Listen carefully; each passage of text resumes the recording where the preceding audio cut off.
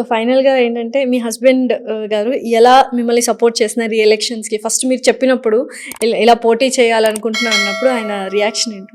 నా హస్బెండ్ నాకెప్పుడు సపోర్ట్ చేస్తూనే వచ్చారండి. నేనిప్పుడే మీకు చెప్పాను ఒక గవర్నమెంట్ జూనియర్ కాలేజ్‌లో నేను పనిచేసినప్పుడు హ్మ్. చక్రపాణి గారు ఐఏఎస్ ఆఫీసర్, అవును. మా కమిషనర్ గారున్నప్పుడు ఒక మీటింగ్ పెట్టి ప్రిన్సిపల్స్‌కి మీరు మిడ్ డే మీల్స్ మీరు లోకల్‌గా నలుగురు పెద్దవాళ్ళని కలిసి అరేంజ్ చేసుకోవచ్చు కదా మీ పిల్లలకి అని. రియల్లీ అది చాలా మంచి ఐడియా. హ్మ్. చాలామంది ఉన్నారు. హ్మ్. పెద్ద పెద్ద వాళ్ళున్నారు. ముందుకొచ్చి మనం అడిగితే సహాయం చేయగలిగే వాళ్ళున్నారు. అది గవర్నమెంట్ నుంచి ఒక మాటొచ్చింది కాబట్టి, ఆ వర్డ్ తోటి నేను ముందుకు వెళ్ళిపోయాను. హ్మ్. నేనెప్పుడు గమనించేదాన్ని, మీరు అతిశయోక్తి అనుకోకపోతే పిల్లలకి నేను అప్పటికప్పుడు ఇడ్లీలు తెప్పించి పెట్టించిన సందర్భాలు కూడా ఉండేవి. ఎందుకంటే బాక్సులు ఖచ్చితంగా నేను రూమ్స్‌లో పిల్లలు లంచ్ చేస్తున్నప్పుడు లంచ్ అవర్‌లో ప్రతి రూము తిరిగేదాన్ని. "ఏమ్మా ఏన్నా బాక్స్ ఓపెన్ చేసుకోకుండా కూర్చుంటే, ఎందుకమ్మా బాక్స్ ఓపెన్ చేసుకోలేదు నువ్వు" అంటే, "నేను తర్వాత తింటాను మేడం. అది మేడం, ఇది మేడం" అంటే, "ఎందుకు తర్వాత తింటావు? అందరితో పాటు ఇప్పుడు తిను" అని చెప్పి బాక్స్ ఓపెన్ చేస్తే ఎంప్టీ బాక్సెస్ చూసిన రోజులున్నాయి. ఎన్నో సార్లు కళ్ళు చెమర్చుంటారుగా అటువంటి సిట్యుయేషన్స్ చూసి. చెప్తున్నా ఇప్పుడు కూడా చెమరుస్తుంది.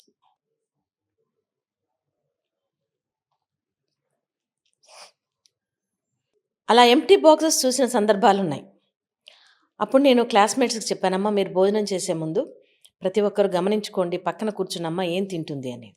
ఒకవేళ నేనేమన్నా బై మిస్టేక్ ఓవర్‌లుక్‌లో వెళ్ళిపోతే నాకు ఇంటిమేషన్ ఇవ్వండి.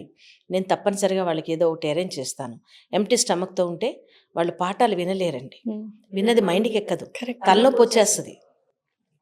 మన ఇంట్లో మన పిల్లల్ని తినండి, తినండి అని వెంబటుండి పోరాడి మరి తినిపిస్తూ ఉంటాం మరి.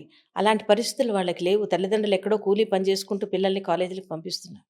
అప్పుడు మా కమిషనర్ గారు చక్రపాణి సార్ ఐఏఎస్ ఈ మాట అనంగానే నాకు చాలా అంటే చాలా బలమొచ్చింది. హ్మ్. వెళ్ళి అప్పుడున్నటువంటి ఐపీఎస్ ఆఫీసర్ ఏసీపీ గారు ఆయనని అప్రోచ్ అయ్యానండి. హ్మ్. సార్ మా కమిషనర్ గారు ఇలా చెప్పారు. హ్మ్. మేమడిగితే బహుశా ఎవరు ఇవ్వకపోవచ్చేమో గానీ పోలీస్ వాళ్ళు అడిగితే ఏదైనా జరుగుతుంది హ్మ్. అనంటే ఆయన అక్కడ ప్లస్ పాయింట్ ఏంటంటే వాళ్ళ ఆ ఐపీఎస్ ఆఫీసర్ వాళ్ళ మదర్ టీచరు, అత్తగారు కూడా టీచరు. ఓకే. ఆయన వెంటనే నేను అడిగిన దానికి స్పందించి ఊర్లో పెద్దల్ని పిలిపించి నాకు ఏం కావాలి అన్నారు. నేనన్నా అన్నము, కూరలు వద్దు సార్. ప్రతి ఒక్కరికి పిడికెడు మెతుకులు తినే అవకాశం ఉందేమో. కానీ వాళ్ళకి పౌష్టికాహారం కావాలి. నాకు పాలు కావాలి, అరటిపళ్ళు కావాలి, ఉడకబెట్టిన పెసలు కావాలి, శనగలు కావాలి. హ్మ్. ఇది నాకు పిల్లలకి నేను పెట్టవలసింది అని. వాళ్ళు ముందుకొచ్చారు. ఒకరోజు అంటే 20 లీటర్ల పాలతో స్టార్ట్ చేశాను. ఎందుకంటే నేను ముందే మీకు చెప్పాను. నేను కాలేజీని టేక్ ఓవర్ చేసుకున్నప్పుడు స్ట్రెంత్ చాలా తక్కువ. చాలా తక్కువ. 250 వరకు ఉంది. కరెక్ట్. 20 లీటర్ల పాలతోటి మొదలుపెట్టాను. నేను ఆ కాలేజీ వదిలిపెట్టి వెళ్ళిపోయేటప్పటికి అది 80 లీటర్ల పాలకి చేరింది. హ్మ్. ఆ 80 లీటర్ల పాలు ఎలాగా అంటే ప్రొక్యూర్ చేసుకోవాలనేది కూడా ఒక క్వెషన్ అయిపోయింది మాకు. అవును. డెఫినైట్‌లీ. అప్పుడంటే అంటే తెలిసిన పోలీస్ ఆఫీసర్ గారున్నారు. మా వారు కూడా అదే ఊర్లో ఉన్నారు 20 లీటర్లు కాబట్టి ఓకే అనిపిస్తది. అనిపించింది. మరి 80 లీటర్లు అని చెప్పేసంటే హ్మ్.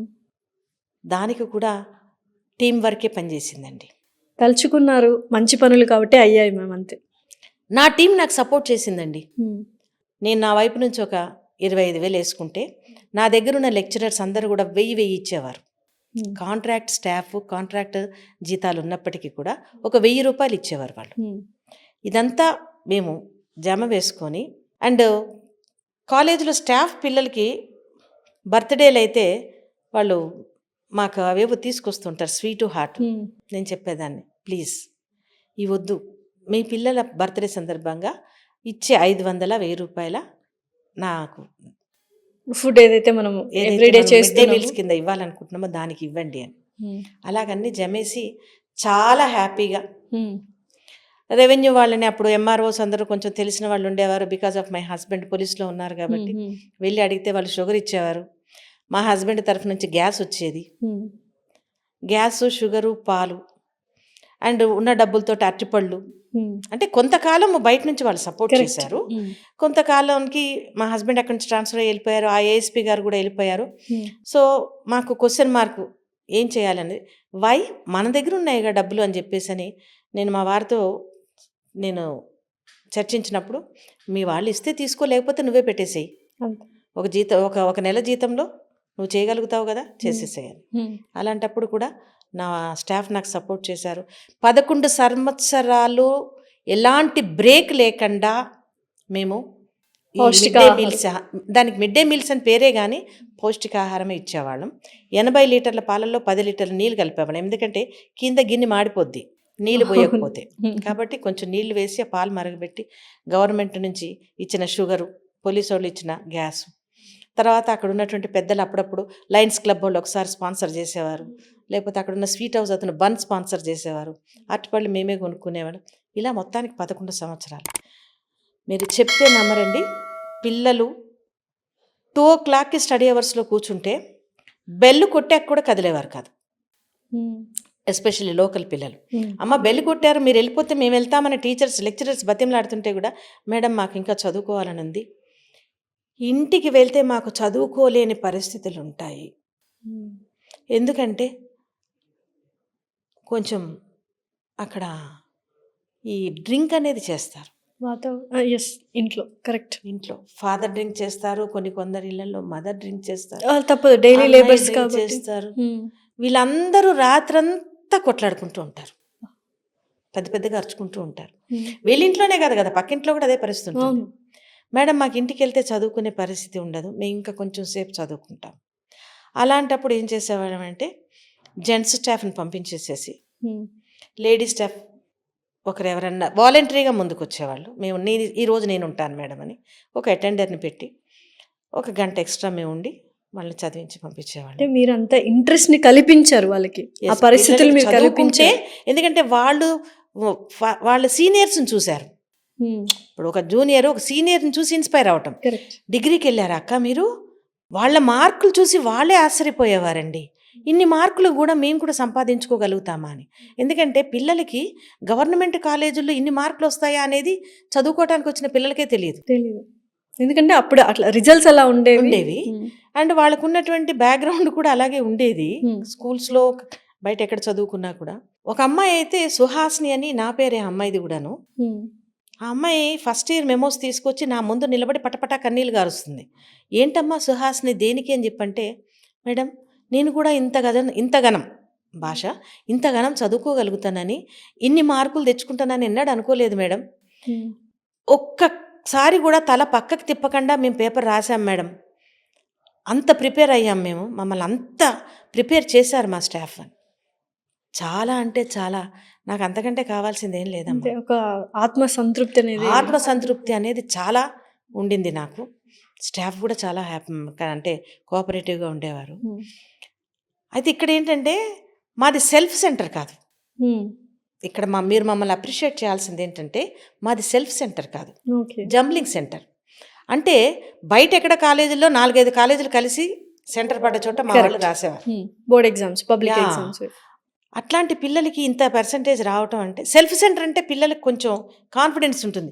అలవాటు పడ్డ వాతావరణం, అలవాటు పడ్డ లెక్చరర్సు, అదే క్లాస్ రూము, అదే లెక్చరర్సు, అదే కాలేజు, కొత్తగా ఏముంది ఇంకో పేపర్ వస్తుంది రాస్తాం, ఈ కాన్ఫిడెన్స్ ఉంటుంది. కానీ ఈ పిల్లలకి కొత్త స్టాఫ్, కొత్త ప్లేసు, ఏదన్నా జరిగితే ఎవరిని ఏం అడగాలో తెలియదు, కొంత బెరుకు అనేది ఉంటుంది. ఆ పిల్లలకి అది కూడా లేకుండా, ఇంకొకటి ఏంటంటే మేము యూనిఫామ్ పెట్టుకున్నాం. గవర్నమెంట్ కాలేజెస్లో యూనిఫామ్ ఉండదు, కానీ మేము పెట్టుకున్నాం. ఎందుకంటే పిల్లల వైపు నుంచే వచ్చింది, మేడం మాకు యూనిఫామ్ పెట్టండి అని.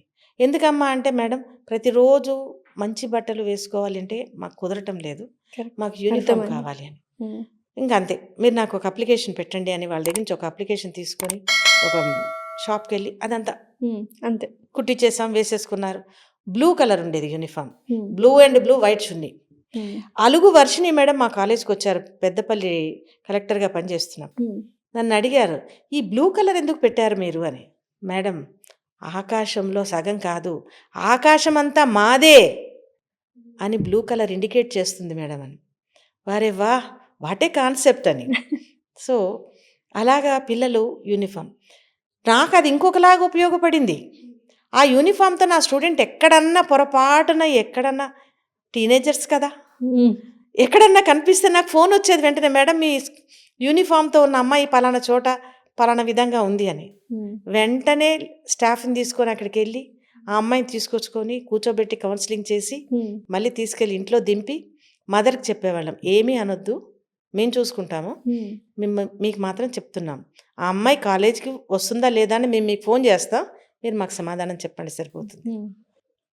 ఇది ప్రతి ఒక్క స్టూడెంట్ తోటి మేము not only being a teacher, being a principal, I was being a a mother. Parent also. Yes, I was a mother to the students and the staff. మీరు కాకపోతే ఇంకెవరు పోటీ చేయాలి, ఇంకెవరు గెలవాలి మేము, నిజంగానే చెప్తున్నా. అలాంటి పరిస్థితుల్లో మేము చేయగలిగాము. ఏదో మాకు తోచింది మేము చేస్తేనే ఇంత సంపాదించుకున్నాం కదా. పేరు ప్రఖ్యాతులు కాదు, పిల్లల్ని. కరెక్ట్. ఇప్పటికీ ఆ కాలేజీకి ఆ మేడం కాలేజా అని అడుగుతారంట. సుహాసిని మేడం కాలేజ్ అంతే. ఉమ్. అది ఎంత గొప్ప అంటే అంత హార్డ్ వర్క్ ఉంది మన వైపు నుంచి కూడా. ఆ మేడం ఉన్నారా అంటే లెక్చరర్స్ ఇప్పుడు ఏం చెప్తారంటే నాకు మేడం ఆ మేడం చాలా పెద్ద పొజిషన్లో ఉన్నారు, కావాలంటే మేడం ఫోన్ నెంబర్ ఇస్తాము, మేము ఏదైనా తప్పు చేస్తే మేడం చెప్పండి, మీరు మమ్మల్ని మేడం మందలిస్తుంది అని చెప్పి మేము చెప్పుకుంటున్నాం మేడం. ఎప్పుడైనా మీకు ఏదైనా కాల్ వస్తే మీరు కొంచెం తీసుకోండి మేడం. కాల్ వస్తే తీసుకోకపోవటం ఏంటయ్యా, తప్పనిసరిగా చెప్తాను, మీ గురించి చెప్తాను, మీరు అలాగా కాదు, వెళ్ళి మాట్లాడండి, వాళ్ళు మీకు రెస్పాండ్ అవుతారు. సో నేను ఎప్పుడు కూడా ఉద్యోగాన్ని బెల్ అండ్ బిల్ టైప్లో చేయలేదు. ఇప్పుడు మీరు అడిగారు చూసారా, వ్యవస్థ ఇంకెలాగ బాగుపడుతుందని. ఎస్, బాగు చేసుకోవచ్చు. అండ్ ఇప్పుడు కొత్తగా ఇంకో స్కీమ్ తీసుకొస్తున్నారు, 5+3+3+4 అనేది. ఆ స్కీమ్లో అది నేషనల్ ఎడ్యుకేషన్ పాలసీ అనమాట. ఆ స్కీమ్లో ఈ మరి జూనియర్ కాలేజెస్, 10th ఈ బోర్డ్స్ ఉండవంట ఇంకా. మరి ఉండకపోతే ఈ పిల్లల పరిస్థితి ఏంటి, ఈ స్టాఫ్ పరిస్థితి ఏంటి? డెఫినెట్లీ. మరి ఇలాంటివన్నీ మనం గవర్నమెంట్తో కూర్చొని చర్చించుకోవాల్సిన అవసరం అయితే ఉంది కదా. ఇది డెఫినెట్లీ మీ మేనిఫెస్టోలో, మీ కార్యాచరణలో ఫస్ట్ అని అనుకుంటున్నాను. Yes. యాక్చువల్గా ఈ పద్ధతి కరెక్ట్ కాదంటారా? 5+5+3 కరెక్ట్ కాదా అవునా అనేది మనం చర్చిస్తే తెలుస్తుంది. ఎందుకంటే దీని గురించి ఎక్కడ చర్చ లేదు, అవును. ఎవ్వరికీ దీని గురించి పూర్తి నాలెడ్జ్ లేదు. నాకు అదే బాధ. ఏంటి ఇది 2020 నుంచి అడపా వినిపిస్తూనే ఉంది. మొన్న ఇప్పుడు బిల్లు కూడా పాస్ అయిందన్నారు. ఆ పాస్ అయిన బిల్లు ఇంప్లిమెంటేషన్లోకి రావాలంటే ఇంకా టైం పడుతుంది. దాన్ని ఇప్పుడు మనం కూర్చొని చర్చించుకోవచ్చు ఒక వేదికగా. అది ఎంతవరకు మనకి ఇంప్లిమెంట్ చేయగలుగుతాం, మన స్టాఫ్ కానీ మన కాలేజెస్ కానీ డిస్టర్బ్ కాకుండా అనేది మనం ఆలోచించుకోవాలి. ఆ స్థితిలో ఉన్న స్టాఫ్ని మాత్రం మనం రక్షించుకోవాలి.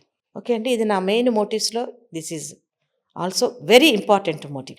ఇప్పుడు ఏదైతే నేను చెప్పానో 5+3+3+4 సిస్టము, ఇది స్కూల్స్ కూడా ఎఫెక్ట్ అవుతుంది, అక్కడ టీచర్స్ కూడా ఎఫెక్ట్ అవుతున్నారు.